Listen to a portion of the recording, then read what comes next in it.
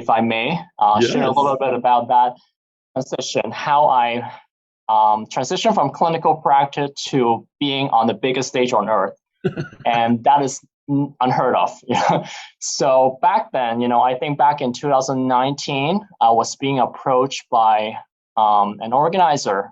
At that time, he was running the TED Talk forum in my area. It was based in Maryland. And then he approached me one day. He knows something about contact lenses. He was kind of affiliated with some contact lens industry. And then he asked me, Kevin, do you want to try it out for the TED Talk? And I was like, really? And I never heard about, or I can imagine, myself being on a big stage. To be honest, I was actually quite an introvert. And I never imagined speaking in front of 10 people, let alone we're talking about thousands of people. And at that time, I was holding back. I have second thought. I wonder if this guy truly find the right guy to be on the podium. And but fast forward, I said, if I don't challenge myself at that time, I would never, enrich myself. I would still stay on the same ground.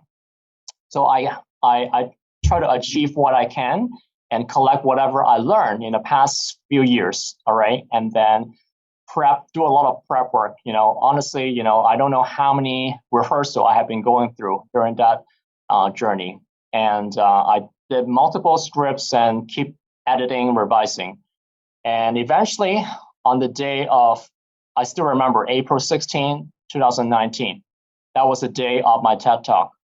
And it was prior to COVID, obviously. And when I was up to the stage, I couldn't see anyone because the light blasted on me. It was like a different experience on the podium.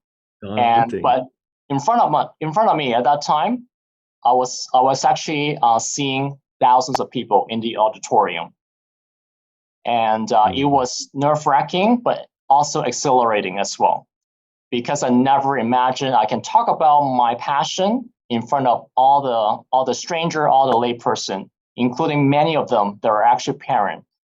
And vividly